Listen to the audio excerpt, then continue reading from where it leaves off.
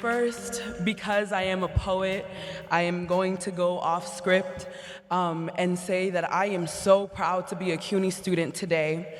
And I'm so proud to be in this room today. And I commend all of my peers for being loud and being brave. Trust that your voices are heard and they are booming.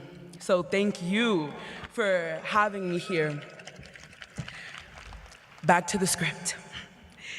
Dearest Brooklyn College friends, family, faculty, students, and now alumni, well, after today, post-reception. What a special moment that this is, and I'm truly so honored to be sharing and celebrating this special day with you all. I'm Stephanie Pacheco.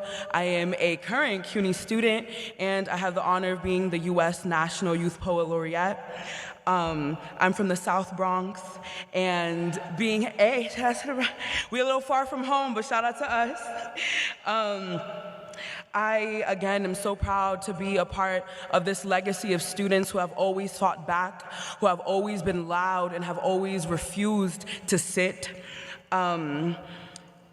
After today, I hope you all know that the rest of your lives will be the greatest poem that you could ever write. I'm wishing all of my peers today in this room much abundance as you move forward.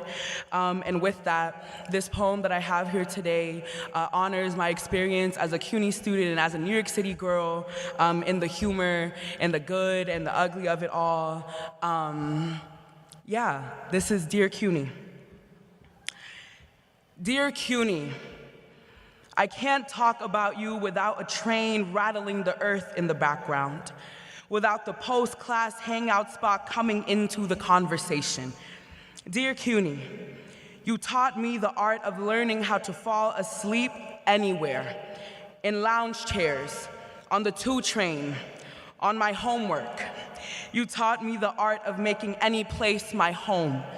Dear CUNY, I want to tell you about my mom, who dreamt of attending a college like mine, who told me that when I walked on my campus to whisper to the hallways and ask if they'll remember her. Dear CUNY, you taught me how beautiful the city is when it sleeps.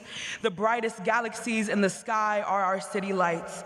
When they replace the sun, nothing is between me and the future. No plane of existence can swallow me here.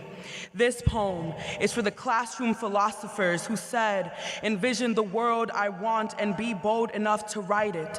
This poem is for the professors who gave me printed versions of their syllabus to write my poems on the back of.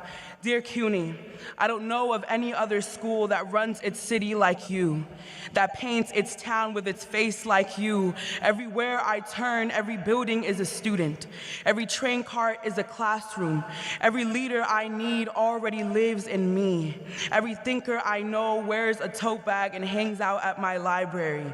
My favorite scriptures are those I have to reserve using my school library's website, but at least the only loan I've acquired is at my school library. The only debt I owe is to them, to you all, the magnificent holders of knowledge, you who remind me to dream like our city lights and be that kind of impossible. This poem is for everything that keeps a boat floating, for the makers and shakers, for the thinkers, the dreamers, and those of us who dare, for everyone whose parents bet their life on the ocean between their homelands and here, and prayed for children on the way, for those who live by train tracks in the spaces below coming and going, who bet their lives on impossible destinations, for those of us who are determined to create a coliseum of the collective, for all of those walking this stage today and all of those who can't, for those of us who write and sing and study and build, teach, care, and love like our breath depends on it, because it does. We are nobody's other. We are nobody's second class. And we will not rest, and we will not rest. So join me. The next stop for us is tomorrow. Thank you.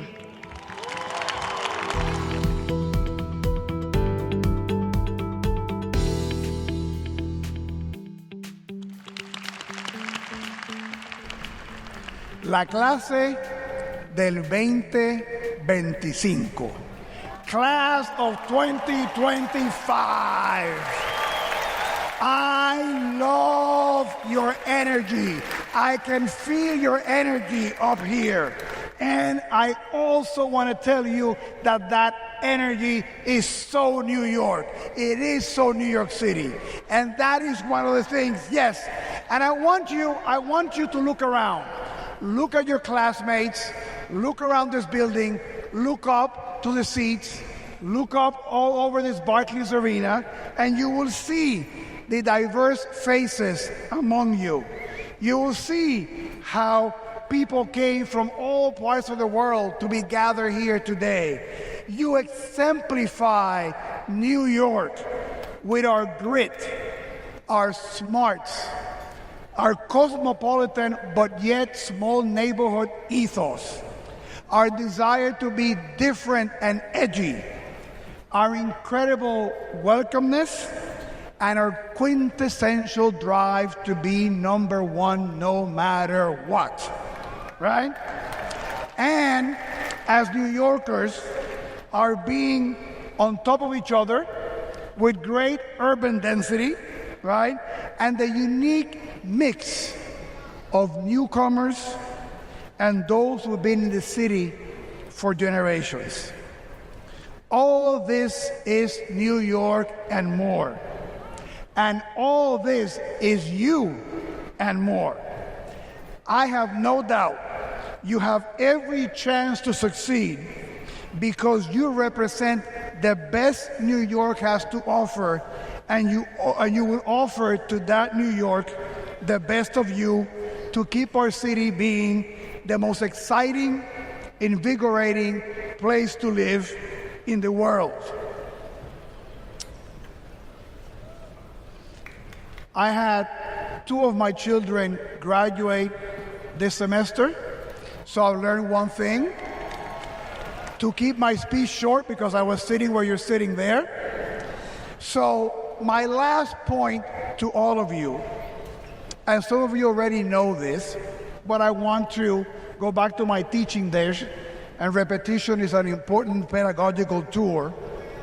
Today, you will hear a celebration of you and a celebration of Baruch, of all the wonderful things that Baruch as an institution provided you, right, and will continue to provide you as you move forward. And that is entirely appropriate, right? And I want you to give a big round of applause to the entire faculty, staff, and administration of Baruch that made your experience a first-class experience in higher ed.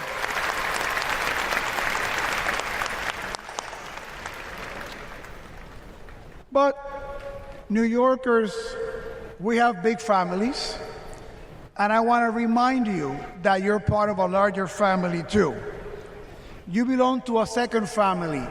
You heard your president said that over 5,000 of you will be graduating here today.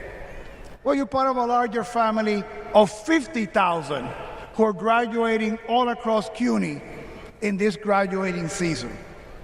And I know I want to make sure that you don't feel alone in the journey ahead.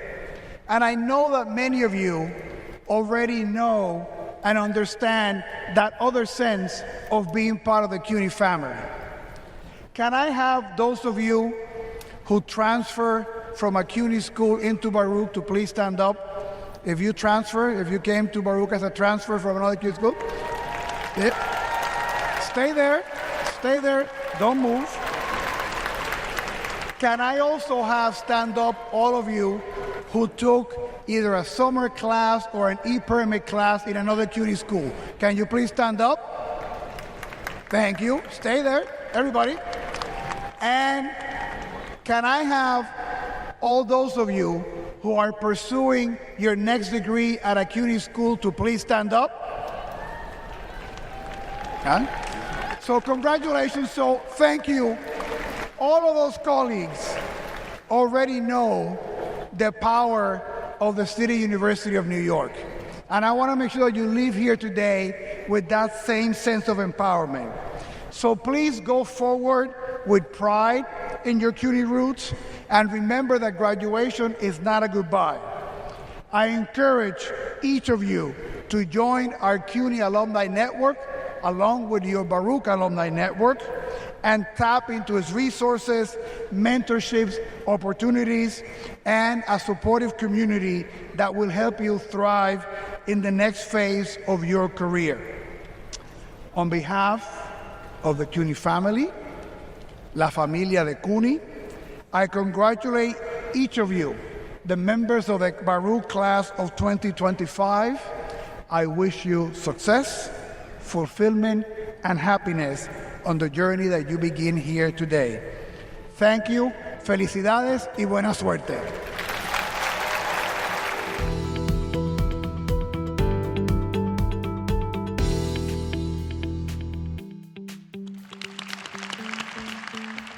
Hello, everyone. I stand here before you not only as a graduate, but as someone who has finally found a seat in the library, the Sky Bridge, or the new cafeteria. Yes, it's true. A new and improved Hungry Hawk's cafeteria and kiosk opened up our senior year. I would like to think of it as Hunter's final gift to us. Here's a brand new dining space just in time for you to leave. For most of us, though, finding a place to sit at Hunter wasn't just about seats or tables.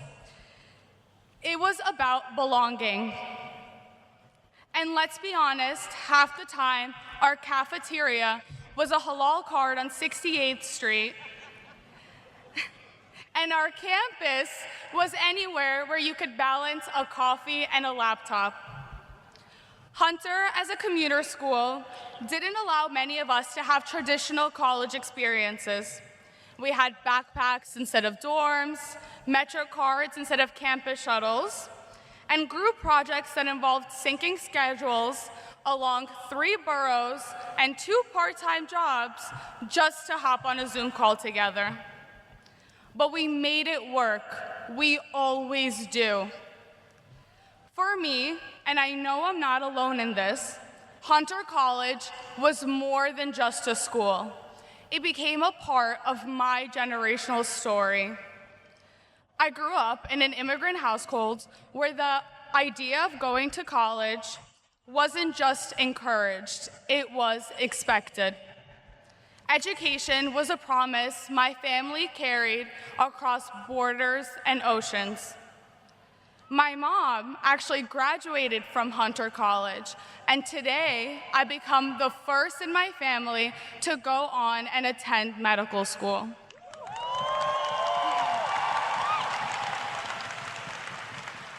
I say that not just as a personal milestone, but as a testament to what's possible here. Hunter students are resilient. We come from everywhere. We juggle classes, jobs, and our families. But most importantly, we show up. Whether that's on the train, in the library, or in between the library shelves taking a nap undisturbed. We have and will continue to show up for ourselves, for our families, and for each other. Let's go back to the beginning, shall we? From freshman year, when we were just starting to figure out who we were in a place that felt so big and unfamiliar, navigating college in the middle of a global pandemic, so much of our journey had been unpredictable. There were random holds on our CUNY First account that made us question everything. Race to register for classes at exactly 9 a.m., but filled up in 30 seconds. And giant lecture halls where you felt both invisible and part of something bigger. But through it all, what really stuck with me weren't just the challenges, it was the people. The friends who we made in the most unexpected ways, whether that was in a class, group me, a club event, or just someone who offered you a seat in the library.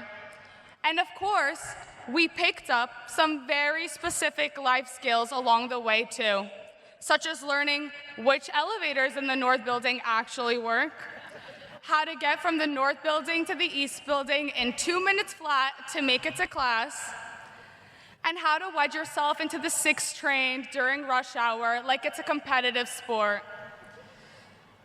We made it through it all, and we made it together. Hunter taught us how to make something meaningful out of movement and out of the city itself. We didn't just go to school in New York.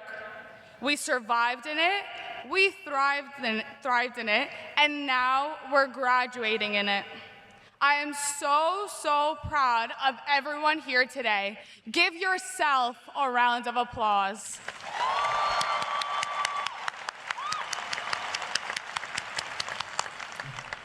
So as we each go forward down our respective paths once we walk out those doors, let's not forget the power of showing up. Not just when it's easy, but when it's uncomfortable, when it's crowded, and when you're standing and holding a gyro platter in one hand and hope in the other. Congratulations, class of 2025. We found our seat, and it was so worth the search.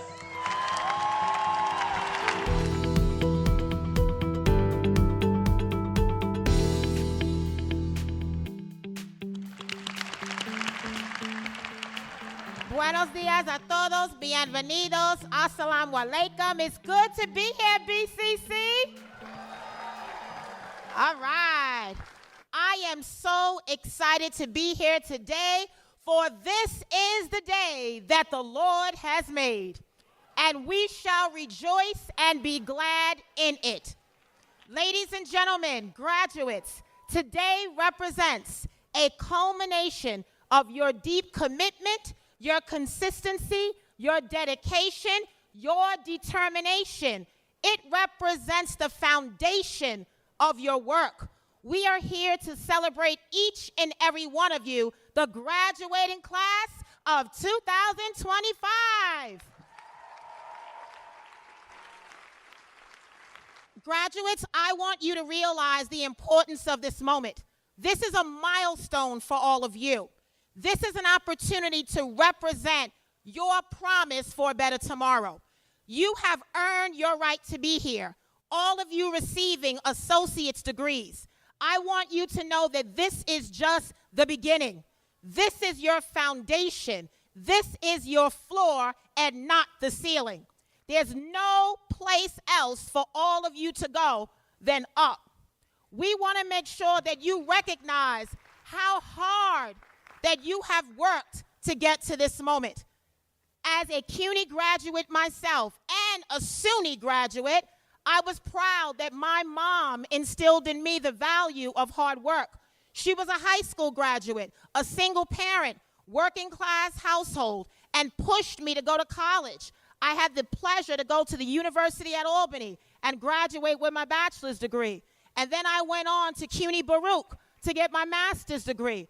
I am the first in my family to get a college degree.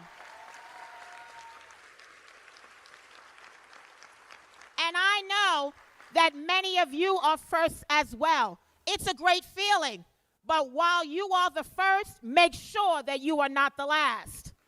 Make sure that you leave a legacy behind as you climb the ladder of success. Make sure that as you climb that ladder, you lift others with you. If you understand the work that we are doing here at BCC, then you know that we have planted seeds. We have poured into all of you graduates the education, the skills that you all need to be successful. As you move on, I want you to know how proud that we are of each and every one of you. You did it. You have accomplished so much. And during this time at BCC, I can imagine there were rough roads. It wasn't always easy. There were hurdles and obstacles, but you didn't let them break you. You let those obstacles make you and mold you into the scholars that you are today. Every setback that you have been confronted with, has been your preparation for a comeback. Stand in your purpose and know that there is so much more that you will accomplish, not just for you, for your children, for your family members, for your friends. You are a part of the BCC family for life. BCC is so important to me as Bronx Borough President because every day I am proud to wake up every day on purpose with a purpose, realizing that me, Vanessa L. Gibson, as the Bronx Borough President, the first ever African American and female to serve in this role. What a blessing. What a blessing, BCC. But I can tell you, while I am the first, I will not be the last. Someone is going to follow in my footsteps and create their own lane of leadership. Someone is going to follow. It's an honor to say you're the first, but we have to make sure that as leaders, we leave the footprints behind for someone else to follow. You have done this work with intention and purpose. If you realize that we are our ancestors' wildest dreams and all of their aspirations, they fought so that we could sit in college classrooms to make sure that we persevere, that we are resilient, that we are the authors of our stories, chapter by chapter. Don't let anyone define your value and your worth, but hold your head up high and be proud of how hard that you have worked, because there are many that want to sit in your shoes and may not get there. And I need you all to understand that you are chosen leaders for this moment. As you move on in your education, I want you to stay focused. I want you to be intentional about your future. I want you to understand that you are worthy of success. You are destined for success. You are determined to be successful. Don't let folks stand on the sideline and define who you are. But what I always say, show them better than you can tell them. If you understand this work, when you understand that you have been called to serve, there should be no obstacle in your way. But as you stand in your purpose, you do so for your family, for your children, because we are chosen for this moment. There will be times in your career, just like me today, where you may sit at tables and you look around and you may not see anyone that looks like you. They don't know your story. I don't want you to doubt for 1 second that you do not belong at that table. The reason why you are at that table is because you have been chosen to shatter the glass ceiling so someone else can follow you. Purpose, legacy. So in this moment, I take this opportunity to thank our family members and loved ones and everyone who has been a part of your support system. They love you. We appreciate you. We want to continue to encourage you to keep going. Be inspired. Be empowered. Take ownership of your future. Claim it, speak it, and make it come to fruition. Nothing can stop all of you because, like I say, in the words of our dear friend from the Bronx, Fat Joe, nothing can stop us. We all the way up, right? All the way up, BCC. All the way up, BCC. Graduates, we love you. We celebrate you. Enjoy this moment. It is a part of your life, one that you will never forget. Keep creating memories. Keep being encouraged and inspired to keep going. Because you know what, BCC? The very best is yet to come. Congratulations, graduating class of 2025. We love you, everyone.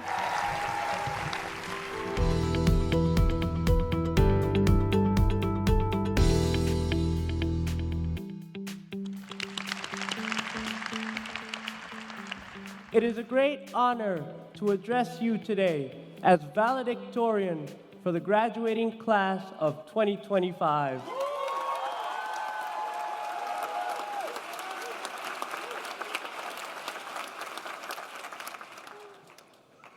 I am grateful to God for the strength that has been afforded to me. My single-parent Guyanese mom, who has been very supportive throughout this journey.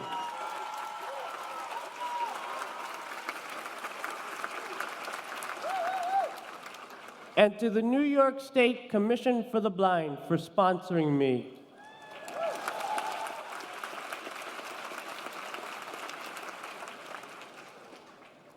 I am especially grateful to the nominating committee for allowing me this opportunity to share my story of determination and perseverance in the face of numerous obstacles, and how the warm, accepting, disability-friendly, and inclusive environment at Queensborough Community College has shaped my success.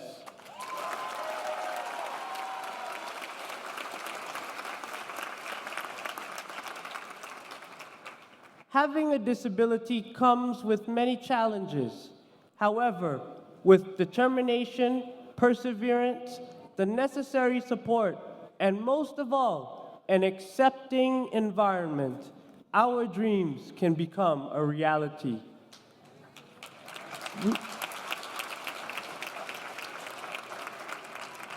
We need people who can see us for who we are. We need to be seen as differently abled, not as people who are considered less than. Look at me. I was born blind with cerebral palsy and other medical complications.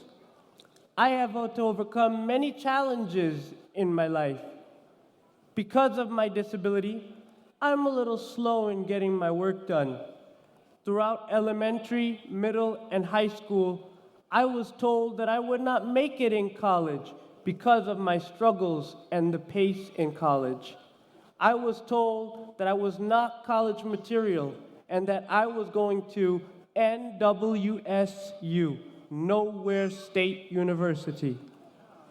However, despite all the negative comments, I was determined to prove my doubters wrong.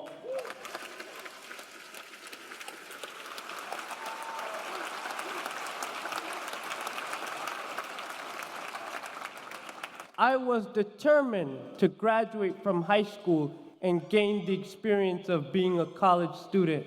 So, I persevered and worked hard. As a result of my hard work, and against all odds, I graduated from high school with a Regents diploma.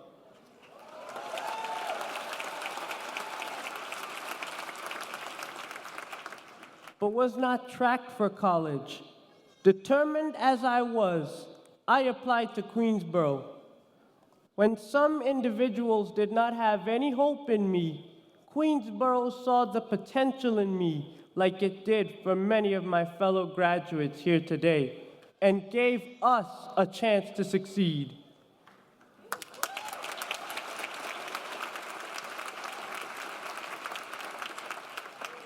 Thanks to the wonderful, caring, and understanding professors, staff, mentors, the Office of Accessibility Services at Queensborough, CUNY Assistive Technology Services, and thanks to CUNY Leads, linking employment, academics, and disability services for creating a supportive and accepting environment, I am graduating with an Associate of Arts degree in Liberal Arts and a 4.0 GPA.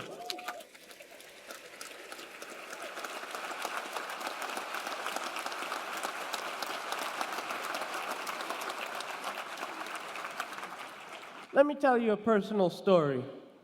I struggled in math all through school. I was told that the part of my brain which processes numbers is affected by cerebral palsy. However, with support from Queensborough Office of Accessibility Services, CUNY Assistive Technology Services, an understanding professor, and a genius math tutor, I earned an A in my statistics class.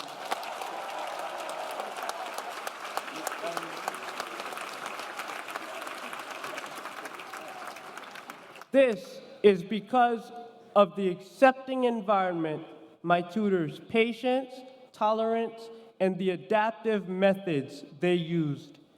These individuals at Queensborough have defied all odds and proven that the part of my brain which processes math is working. Might be a bit slow, but it is working.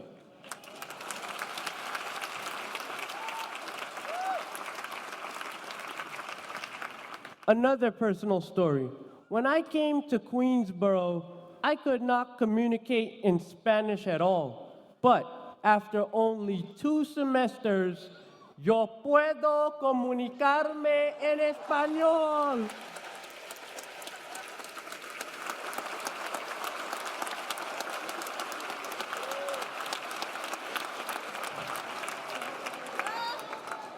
I can communicate in Spanish, and native Spanish speakers are amazed at my accent, pronunciation, and sentence construction. Thanks to the amazing professors in the Modern Languages department who still communicate with me week after week to further enhance my vocabulary, grammar, and communication skills. My fellow graduates and I know that being bilingual is an asset in our future careers.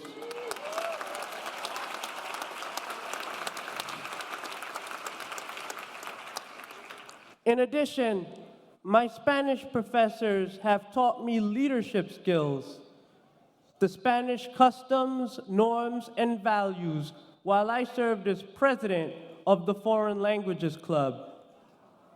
Queensborough does not only focus on academics. During the summer, myself as well as other students registered with the Disability Office were blessed to be provided with real jobs through CUNY Leads and the Summer Youth Employment Program, SYEP. Doing research at the Real Estate Board of New York, examining the housing crisis as it relates to people of color.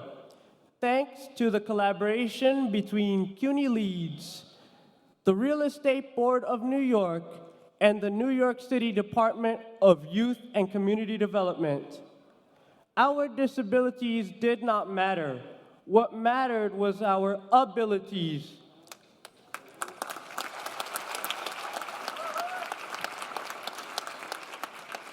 Apart from applying the research skills learned in class to an actual job assignment, this opportunity has provided valuable work experience, improved our soft skills, and has empowered and prepared us for the real world of work in the future. This experience allowed me yet another internship through the Urban Studies Department, enabling me to graduate with honors.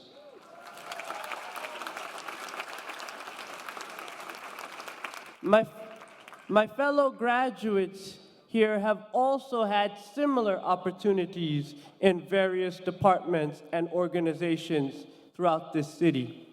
After Queensborough, I plan to pursue a major in political science, become a policy analyst, and an advocate for people with disabilities and other marginalized groups.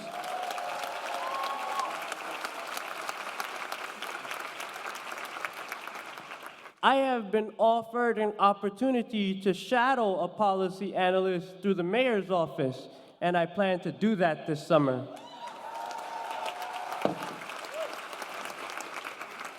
This opportunity came to me as part of my work through CUNY Leads. These experiences have built a solid foundation for my future career. When I run for office, please vote for me.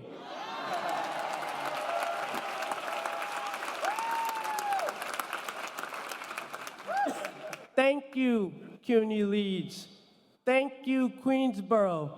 Thank you, CUNY Coalition for Students with Disabilities, for seeing the potential in me and my fellow graduates and granting us these opportunities to succeed in our future careers.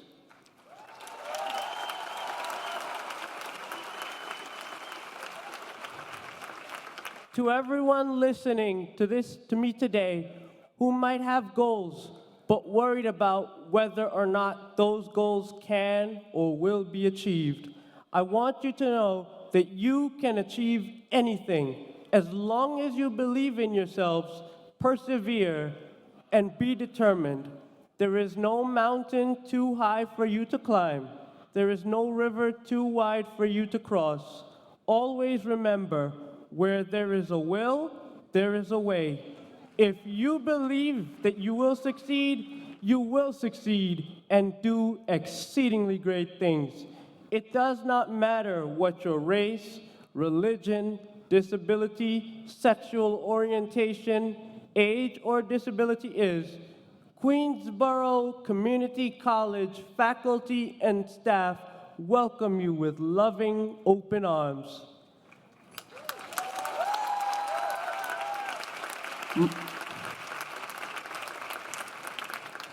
My story, as well as those of my fellow graduates, is proof of what happens when we are determined, when we persevere, and when we motivate ourselves to work hard and strive for excellence.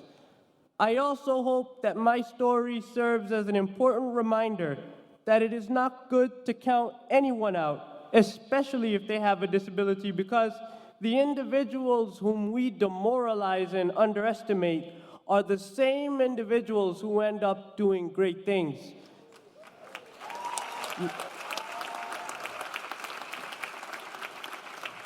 You may have heard this scripture taken from the book of Psalms, and I quote, "The stone which the builders rejected shall become the head cornerstone," end quote. Today, as your valedictorian, I have become that head cornerstone. Thanks to Queensborough for accepting and believing in me and giving me a chance to succeed in my academic career. Thanks to all the patient and understanding professors and my mentor for their unwavering support. Had it not been for their support and an accepting environment, we all would not have been this successful. In closing, I want to encourage all of you.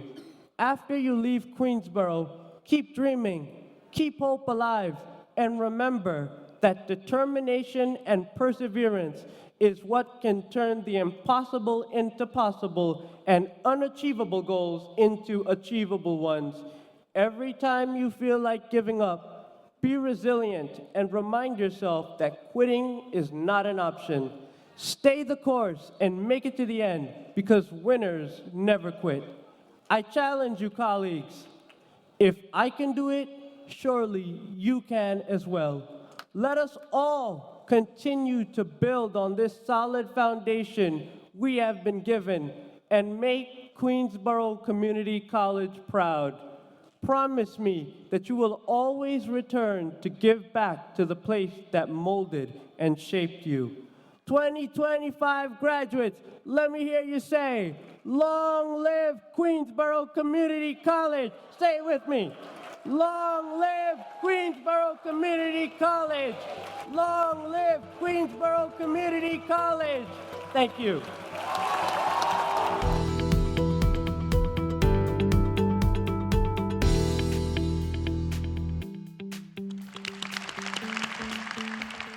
I'm just so honored and grateful to be here to share this moment with all of you. In this time when we're all so sort of atomized and distracted, it really is meaningful to come together and mark a change like this in our lives, together with all of your families, the mentors, the teachers. So it's a really great day, and I'm grateful to be a part of it. So today, what it means is you're ready to do the work of journalism. And this is work that is critical, as you know, to the future of democracy, which, as you also know, is at a breaking point. So congratulations. And from my generation to yours, I am sorry. You probably hear a lot about the role of journalism in staving off the crisis of democracy, and I'm going to get more to that later. But what I want to start with is what people won't tell you often enough, which is that you are in for a lifetime of fun and also one of meaning. It might be surprising to hear that because journalists are great complainers. No other profession complains more loudly and eloquently about their lot than we do. The story of our profession and its woes goes all the way back to the 18th century writer in England, Samuel Johnson, who coined the phrase ink-stained wretches, conjuring up the image of the bent-over, ill-compensated, neurotically obsessed scribe. But here is what journalists won't tell you. Underneath all those complaints, we're having a great time. We love this work. There's a reason we're obsessed. We have the privilege of chasing fascinating stories, uncovering scandals, debunking conspiracy theories, and lifting up voices that otherwise won't be heard. Through our work, we can meet people and get into rooms we would never be able to otherwise. We have great colleagues, many chances to gossip, and we have friendships forged in coffee shops, bars, courtrooms, disaster zones, and yes, offices, there's still some of those, to lean on when hard times hit. We have mission, purpose, drive, and we couldn't imagine doing anything else. When I look back over my career, I remember moments that gave me certainty about why I wanted to do this work. One time in the aftermath of the Iraq War, I was an editor at the weekly magazine The Nation. A source had sent us a batch of documents, which at first seemed too good to be true. They suggested a vast conspiracy involving senior figures in the Bush administration, K Street lobbyists, and that icon of the military-industrial complex, the Carlyle Group. These power players had developed a plan to profiteer off of the restructuring of Iraq's massive post-war debt, and the blueprint had landed in our laps. Once we realized we were onto something, we felt a rush of adrenaline. Frantic reporting ensued, culminating in right-to-reply calls with senior executives who were shocked to find themselves so exposed. The day after the story published, the profiteering plans were scrapped. That feeling of impact, knowing that we had made a difference with our work on behalf of the powerless by taking on the powerful, struck me with indelible clarity.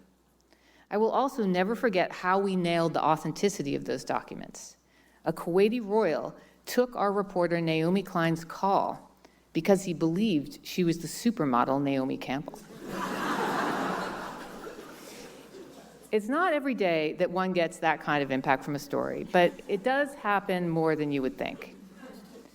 Here's a very recent example of a different kind of impact. This past July, our politics reporter at The Guardian, Joseph Gideon, was doing a story on the case of a 20-year-old Palestinian-American ice cream shop owner from Florida who had allegedly been beaten to death by Israeli settlers. In the course of the reporting, the young man's family mentioned that his cousin, also American, was being held in an Israeli jail and had lost a quarter of his body weight and had developed scabies. Joseph soon learned that the teenager, Mohammed Ibrahim, had confessed to stone throwing under duress without a lawyer present. He was forbidden any contact with his family. He was only 15 years old. After breaking the story, Joseph stayed on it, pressing diplomats and members of Congress who called for the Trump administration to intervene. Other news outlets eventually started to follow up. The Israeli embassy contacted both Joseph and U.S. senators with misleading information about Mohammed, but pressure continued to build, and the State Department appointed an envoy to focus on the case. Finally, after 9 grueling months in prison, on Thanksgiving Day, Mohammed was released from prison.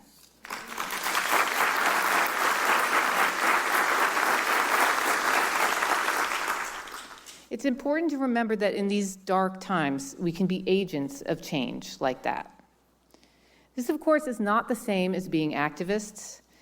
I respect the work of activists tremendously, but our job is not to find and promote only the facts that will make the outcome we desire more likely. Our commitment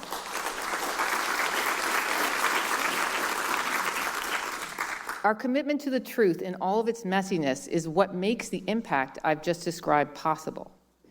I'm grateful to work for a news outlet, The Guardian, that is open about how our progressive values guide our decision-making about what stories to pursue and what to emphasize. But as I know you've learned here, finding and reporting the facts is the part of the job that comes before everything else. Simply documenting the present right now is an urgent task. The events of the past 5 years are nearly impossible to fathom.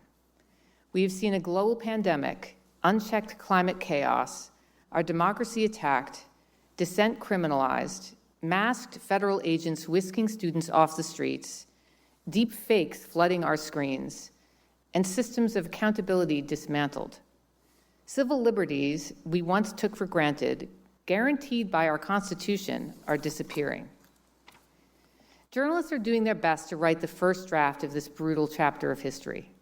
But their ability to reach readers depends in many cases on the whims of corporate executives with other priorities, the need to please a billionaire owner or seek the government's blessing for a planned corporate merger.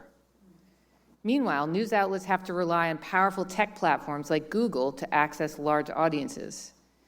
As if this weren't all enough, AI is threatening to disrupt and displace our work and nearly everyone else's too. And yet, I would maintain that there has never been a better time to be a journalist. The role we have to play could not be more vital.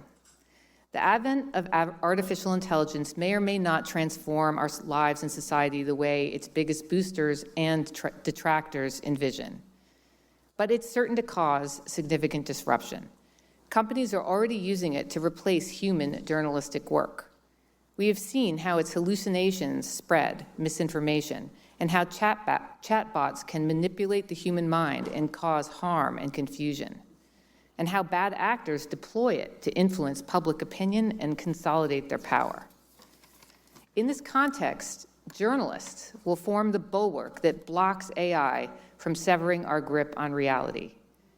I believe people will increasingly seek out authentic human journalism that they know is not AI-generated.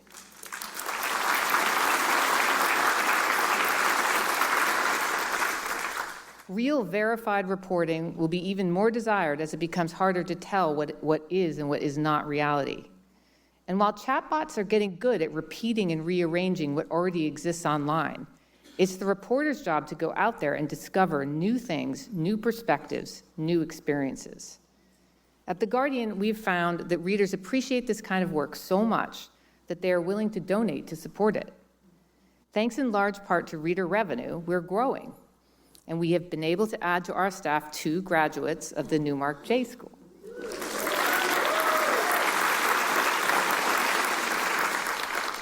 The point is that there is enormous opportunity right now at the same time that there is enormous peril. Just recently, the White House announced a webpage dedicated to calling out the media offenders of the week. In other words, outlets accused of bias because they reported critically on the administration. Meanwhile, the titans of Silicon Valley have used some of their enormous wealth to create their own media ecosystem, podcasts and publications designed to be friendly, never questioning their subjects' motives or conflicts of interest. The people making these moves to undermine independent journalism are at the apex of power, the most powerful office in the world, and the leaders of an industry that is seeking to reshape our economy and our lives. Their power is crying out for transparency and accountability, which only truly independent journalism can provide. There's no question this is a challenging time to be in the news business and in the world. But I do see signs of a shift. People are wising up, sick of being manipulated by the algorithms of social media platforms, hungry for real trusted source of news, and emboldened to demand the government serve the people, not corrupt elites. Great journalism is being published every day in many forms of media via new experimental business models.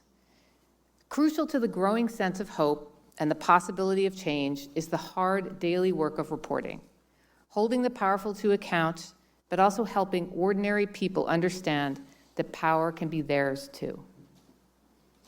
With this achievement today, it's clear you're up to this challenge, and I promise you it will be fun. Thank you.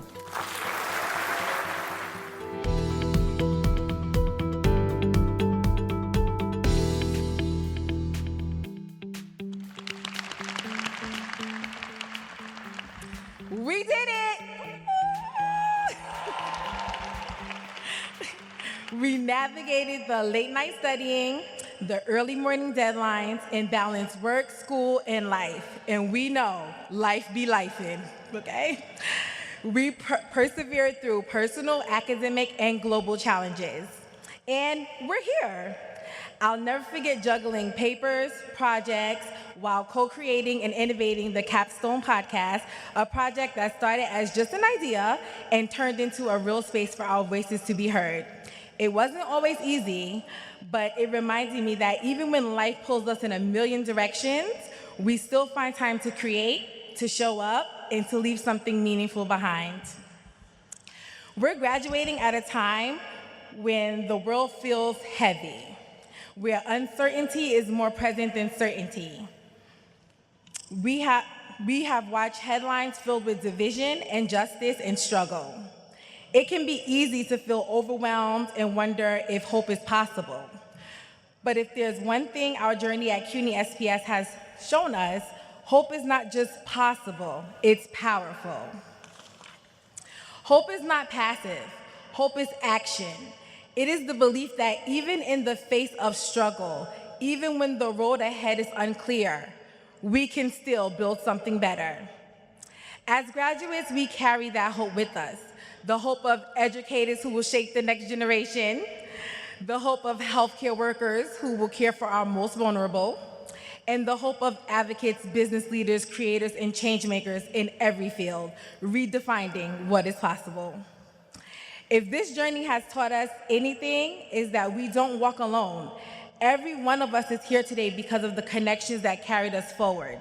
The professors who pushed us to think critically, the classmates who became our support systems, Shandi, Cisse, Damo, Ali. They really helped me to get through. And the family and friends who reminded us that we are capable even when we doubted ourselves. Regardless of our major or career path, our work will always be about people and connection. The world may often feel divided, but in reality, the reality is that we need one another. True success is not just individual achievement. It is lifting others as we rise. It is using our knowledge, skills, and platforms to create a world where more people feel seen, valued, and heard. But as we strive for greatness, let's not forget one of the most important lessons. We cannot pour from an empty cup. Self-care is not selfish, and setting boundaries is necessary.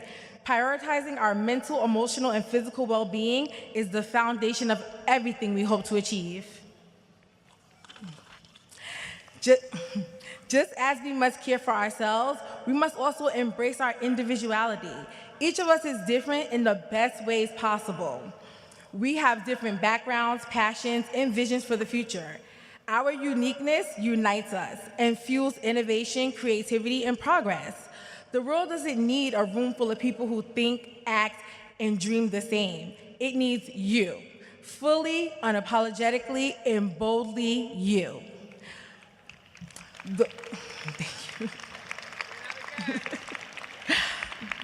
The world will always tell us that success is measured by productivity, how much we accomplish and how far we can climb. But I challenge us to redefine success, to measure it not by our achievements, but by our moments of laughter, our experiences of love, and our ability to be fully present in the beauty of life. Let's promise today not to let life pass us by while we chase the next goal. We will celebrate our wins, big and small. We will dance when we feel like it, take the trip, and spend time with people who make our hearts feel light. We will give ourselves permission to enjoy this life we're working so hard to build. Graduating is a change, a transition, and if I'm honest, change is intimidating. But here's the truth. Every major shift in history, every moment that has shaped the world has been driven by people just like us. People who choose not to fear change, but to be the change. We are stepping into a future that needs fresh perspective, bold ideas, and unwavering determination. And that is what we bring. We are innovators, leaders, and problem solvers. We don't wait for permission to make an impact. We create the impact.